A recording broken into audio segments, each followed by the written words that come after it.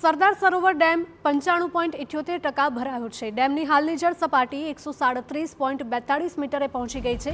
ડેમની મહત્તમ જળ સપાટી છે 138.68 મીટર। ડેમમાં અત્યારે 1,39,000 ક્યુસેક પાણીની આવક થઈ છે। ડેમમાંથી 56,000 ક્યુસેક પાણીની નદીમાં જાવક કરવામાં આવી। સંવાદદાતા વિશાલ જોડાયા છે। વિશાલ, જણાવશો કે સતત વરસાદના કારણે સરદાર સરોવર ડેમ પણ હવે છલકાયો છે।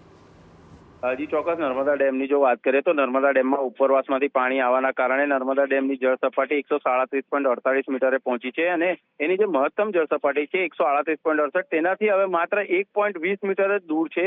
અને દર વર્ષે સપ્ટેમ્બર મહિનાની 17 તારીખે નર્મદા ડેમ જ્યારે સંપૂર્ણ ભરાતો હોય છે, પરંતુ આ વર્ષે જે પાણી છોડવાના કારણે જે એનું લેવલ જાળવવા માટે પાણી છોડવામાં આવ્યું હતું, તેને કારણે હવે નર્મદા ડેમ હવે આવનારા દિવસોમાં સંપૂર્ણતઃ ભરાશે। અને હાલની જો વાત કરીએ તો ગઈકાલ રાત્રે 3 દરવાજા ખોલીને નર્મદા નદીમાં પાણી છોડવામાં આવ્યું છે। પાણી છોડવાના કારણે નીચાણવાળા વિસ્તારોમાં કોઈ સમસ્યા નથી સર્જાઈ રહી। બિલકુલ, માહિતી બદલ આપનો આભાર। દ્રશ્યો નર્મદા ડેમના કે જે ઉપરવાસમાં ભારે વરસાદના કારણે ડેમ છલોછલ થવાથી માત્ર થોડુંક જ દૂર છે।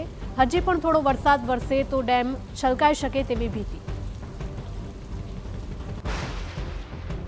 ડેમમાં પાણી મહત્તમ જળ સપાટીથી 1.26 મીટર જ દૂર છે, એટલે કે ગમે ત્યારે આ ડેમ ઓવરફ્લો થઈ શકે છે। રાત્રે 12 વાગ્યાથી ડેમના 3 દરવાજા 0.7 મીટર ખોલવામાં આવ્યા છે અને પાણી નદીમાં છોડવામાં આવી રહ્યું છે। સરદાર સરોવર ડેમ 95.78% સુધી ભરાઈ ચૂક્યો છે। ડેમની હાલની જળ સપાટી 137.42 મીટરે પહોંચી છે, ત્યારે હજુ પણ આગામી સમયમાં વધારે વરસાદ પડશે તો ડેમ છલકાઈ શકે।